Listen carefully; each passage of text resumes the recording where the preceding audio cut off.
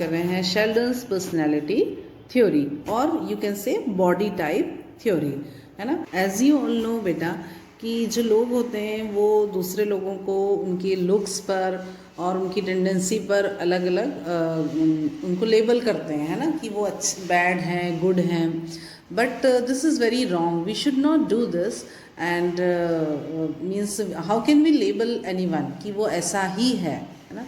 But हाँ, there are some theories and they are not 100% sure कि ये जो थ्योरीज़ हैं उनके अकॉर्डिंग ही ऐसा होता है. हाँ, बट सम टाइम रेयरली कभी कभी ऐसा हो भी जाता है. तो some are exceptional cases also. So will read about this. Williams Sheldon theory, है ना. Who has given this theory? W.H. Sheldon. The success of an athlete or a sports person comes from the combination of athletic ability and physique or body build. W.H. Sheldon classified the somatotype or body type of an individuals into the following categories. इन्होंने जो body types हैं उनको 3 categories में describe वो किया हुआ है, divide किया हुआ है. Ectomorph, endomorph and mesomorph. Now will see all these 3. First one is ectomorph. ये जो होते हैं इनकी जो बॉडी होती है वो बहुत ही स्लिम होती है. इनके मसल्स और लिम्स जो होते हैं they are elongated. They have very weak constitution of body and usually they face great difficulties in gaining weight. इनको weight gain करने में बहुत problems face करनी पड़ती है, ठीक है. इनका जो chest होता है वो बहुत flat होता है. muscles very less muscle mass and the lack of muscle mass creates the impression that they are taller than they are really are. मतलब ये ऐसे बहुत लंबे लंबे दिखते हैं और बहुत thin होते हैं, है ना.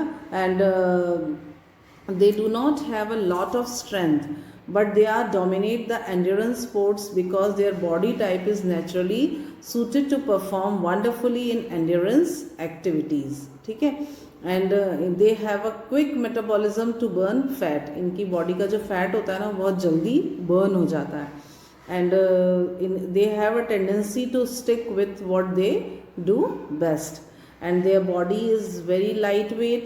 एंड यहाँ देखा हमने जैसे कि थिन बॉडी है, नैरो शोल्डर्स हैं, थिन लेग्स एंड आर्म्स हैं और नैरो फेस है. इनकी पर्सनैलिटी कैसी होती है?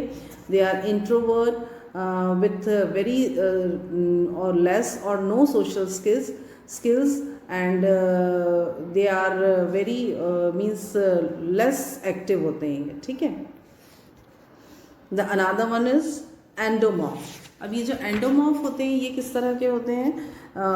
These individuals have very short arms and legs and they have rounded physique and their limbs seem to be shorter because there is a lot of deposit of adipose tissues. इनकी जो body होती है ऐसी round round होती है, थोड़े से healthy होते हैं. इनकी बॉडी में फैट बहुत जल्दी डिपॉजिट हो जाता है और इनको फैट लूज़ करने में बहुत प्रॉब्लम्स फेस करना पड़ती है ना.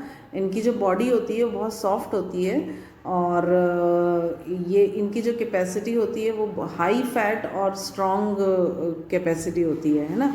और ये बहुत जल्दी फैटी हो जाते हैं. एंड हाँ, they are more inclined to become obese. Okay, इनकी बॉडी कैसी होती है? पियर शेप्ड बॉडी होती है. They are excessive mass hinders and their ability to compete in sports. Sports require high level of agility or sports or speed and ये जो होते हैं ये बहुत outgoing, relaxed, tolerant, fun loving, good sense of humor होता है इनका जो personality होती है. Okay. The third one is mesomorph.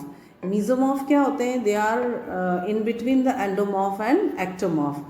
इनके शोल्डर्स अच्छे ब्रॉड होते हैं, स्ट्रॉन्ग आर्म्स और लेग्स होते हैं और लो बॉडी फैट होता है. Okay, and they are categorised in between these 2 categories. Okay, they have athletic physique and balanced body composition. They are able to increase their muscle size quickly and easily.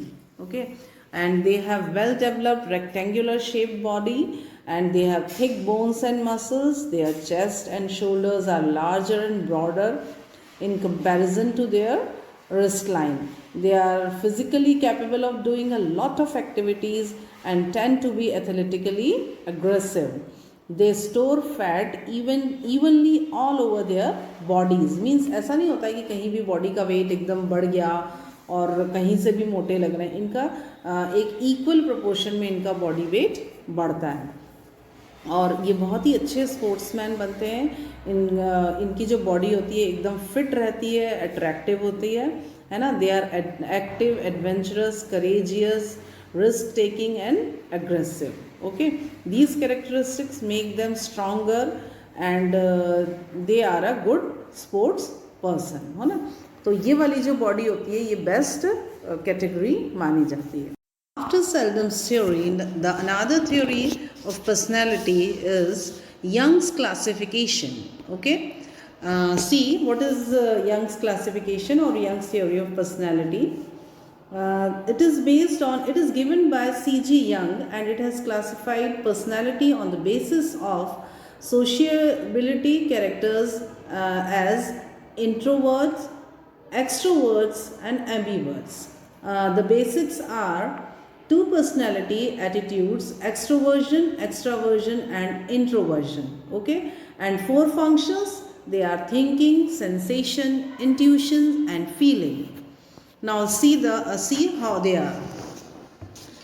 According to Young, the person who share characteristics such as shyness, social withdrawal and tendency to talk less, means ऐसे लोग जो शाय होते हैं, कम बोलते हैं, अपनी means ऐसे लोग जो शाय नेचर के होते हैं, कम बोलते हैं, सोसाइटी में अपनी फीलिंग्स को कम शेयर करते हैं और उनकी जो कैरेक्टरिस्टिक होती है वो सेल्फ सेंटर्ड होती है, ऐसे लोग इंट्रोवर्ट्स कहलाते हैं, है ना। और 100% कैरेक्टरिस्टिक्स उनमें जब इस तरह की होती हैं तो हम उनको इंट्रोवर्ट बोलते हैं, ठीक है।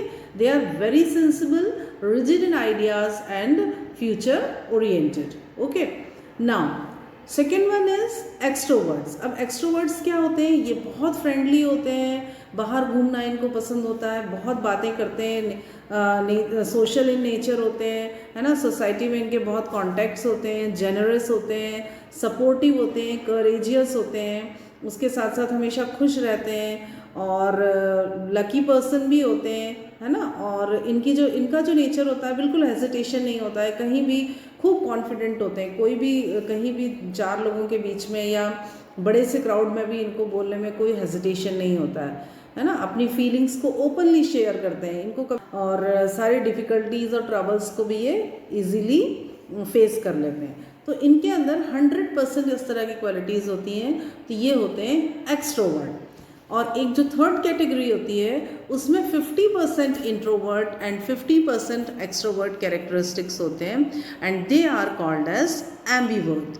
There are only few person who are pure introverts और प्योर extroverts.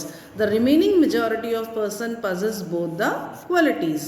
तो अब आपको समझ में आया कि बहुत कम लोग ऐसे होते हैं जो 100% एक्सट्रोवर्ट्स हों और बहुत कम ऐसे लोग होते हैं जो 100% इंट्रोवर्ट हों। मेजॉरिटी किसकी होती है? मेजॉरिटी एम्बीवर्ट्स की होती है। Another theory is Big Five personality theory. It is a well-known fact that person give different responses to the same situation, है ना। कोई भी एक सिचुएशन होगी उसके लिए डिफरेंट लोगों का जो रिएक्शन होगा वो डिफरेंट होगा। तो ये जो 5 फैक्टर्स ऑफ पर्सनैलिटी है ये इसी चीज़ को डिफ़ाइन करेगी कि किस तरह से जो लोगों की पर्सनैलिटी होती है वो किस तरह से डिफरेंट रिएक्शंस शो करते हैं। Okay, These 5 domains or dimensions of personality are considered to be the fundamental traits that make up an individual's overall personality. This is also called as ocean. Ocean means openness, consciousness, extraversion, agreeableness and neuroticism. अब हम इसको individually देखेंगे कि क्या है। First one is openness to experience. Openness का क्या मतलब होता है? Person who like to learn new things, है ना। इस कैटेगरी में वो लोग आते हैं जो क्यूरियस होते हैं, है ना। आपने देखा होगा बहुत सारे लोगों को ऐसी क्यूरोसिटी होती है कि कहीं भी कोई चीज़ देखेंगे तो उनको हमेशा मन में एक सवाल आता है कि ये चीज़ ऐसी क्यों है, है ना, इसके पीछे क्या रीज़न होगा, क्यों, किस रीज़न की वजह से ये चीज़ मतलब इसमें ये हो रहा है। तो ये जो नेचर होता है that is called the curious nature, है ना। और ऐसे लोग जो होते हैं उनको हमेशा न्यू कॉन्सेप्ट्स और न्यू एक्सपीरियंसेस को एंजॉय करना बहुत अच्छा लगता है। ओके और ये जो होते हैं ये लोग इमेजिनेटिव होते हैं, इंसाइटफुल होते हैं और इनके इंटरेस्ट भी बहुत डिफरेंट होते हैं। Second one is consciousness. अब ये इस कैटेगरी में जो लोग आते हैं वो किस तरह के लोग होते हैं, वो रिलायबल होते हैं और प्रॉम्प्ट होते हैं, है ना। ये हमेशा ऑर्गेनाइज्ड रहते हैं, सिस्टमैटिक रहते हैं, लेबोरियस रहते हैं और सबकी रिस्पेक्ट करते हैं, है ना। और इनका जो नेचर होता है, हाँ ये अपन ने पहले जो पढ़ा था OCD, ये लोग OCD में भी फॉल करते हैं। Okay, third one is extraversion. They feel comfortable around lots of people. मतलब इनको ना जैसे अपन ने जो एक्सट्रोवर्ट लोगों के बारे में पढ़ा था ना कि इनको लोगों के बीच में रहना और बहुत सारे लोगों से मिलना जुलना ये उनको बहुत अच्छा लगता है। तो ये एनर्जेटिक होते हैं, टॉकेटिव होते हैं और बहुत अपनी लाइफ को एंजॉय करते हैं। Another category is agreeableness. Agreeableness, more likely to be patient with others, है ना। Let go on angry, go off angry feelings quicker. No one wants to be called disagreeable. Okay, ये इस तरह के जो लोग होते हैं वो बहुत फ्रेंडली होते हैं, कोऑपरेटिव होते हैं, काइंड होते हैं, जेंटल होते हैं। Okay, and they are usually kind, generous, affectionate and sympathetic. This last category is also called the emotional stability or emotionality. Okay, ये इस तरह के जो लोग होते हैं ये बहुत इमोशनल होते हैं और इनका जो डिग्री ऑफ नेगेटिव इमोशंस होता है वो कुछ थोड़ा सा ज़्यादा होता है ना। इनके अंदर क्या होता है, इमोशनली इनस्टेबल होते हैं ना। एंड इनको हम मूडी भी बोल सकते हैं, इनको एंजाइटी भी बहुत होती है, डिप्रेशन भी बहुत आता है और एग्रेशन भी बहुत होता है इनके अंदर। ओके, सो ये here we have completed all 3 theories. First was Seldom theory, second was Young's theory, and the third is Big Five personality theory.